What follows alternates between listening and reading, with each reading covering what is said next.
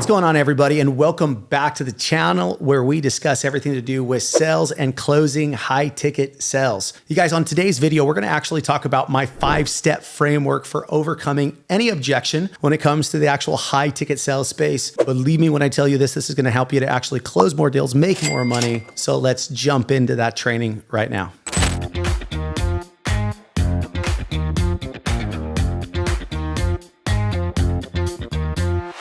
All right, you guys, so let's jump into this framework when it comes to actually overcoming any kind of objections. Now, I have to make sure that I reference back to one of my previous trainings where I talk about the biggest difference between an obstacle and an actual objection. You guys, bumps in the road, obstacles, things of what people are going to come up with as far as an actual objection are all things that need to be handled prior to when it actually comes down to the actual close. Overcoming objections is when you've actually given the prospect a price and you've actually discussed price and now they're coming up with additional objections. It's going to happen, but the better that you do inside of the find out section, overcome obstacles. At that point, they're just obstacles or limiting beliefs. The better that you do at challenging those prior to actually getting out of the close, the lower the amount of objections that you're going to actually have and the easier it's going to be for you to overcome this. But for the purpose of this training, we're going to talk about how to actually handle objections when they actually come up after we've actually talked about pricing and actually once we've actually are going for the payment information. So let's talk about my 5-step framework for how this actually works. It's what I call the audio method. And let me kind of break this down exactly step by step how this actually works. Step number 1 starts with asking. Anytime somebody comes up with an actual objection, I hear this all of the time reviewing high ticket sales calls, is the first thing that somebody wants to go into when they actually get some sort of objection is just kind of steamrolling or trying to resolve that right out of the gate. That is the biggest mistake that you can actually make. The first thing that you want to do is that you want to actually ask specific questions about what they actually mean by that objection. What you're doing in the ask section is you're actually looking for absolute clarity as to why they're actually coming up with that objection. You want clarity.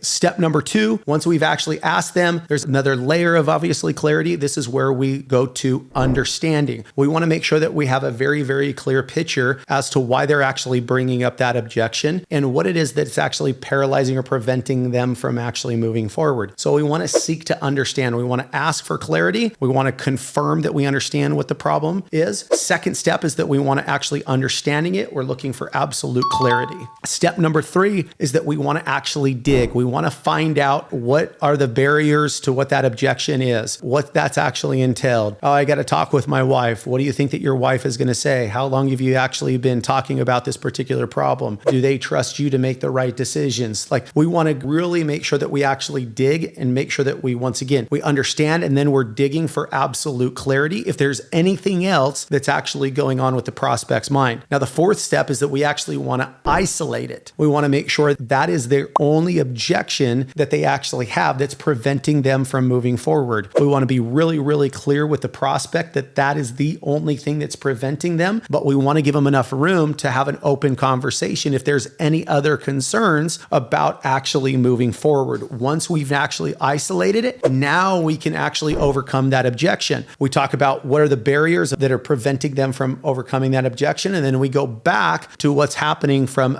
the find out section of what it is actually costing them from an emotional dig standpoint by staying in that situation and helping them to create a crystal clear pathway that that objection shouldn't be paralyzing them from reaching their desired outcome. We have to help them realize that the objection is minuscule to the long-term picture of what they actually want to accomplish. So once we overcome that objection, we restate their goals, what they want to accomplish. We ask them not to allow that to be able to prevent them from reaching those goals, and we move forward and actually closing the deal. I know there's a lot to that. Every Tuesday and Thursday, there's a link to my free Facebook group. We do quite a bit of training on this inside of the group. But if you found this content helpful, subscribe. And as always, if you have any questions, just put those comments below, and looking forward to having you on another training. We'll talk to you soon.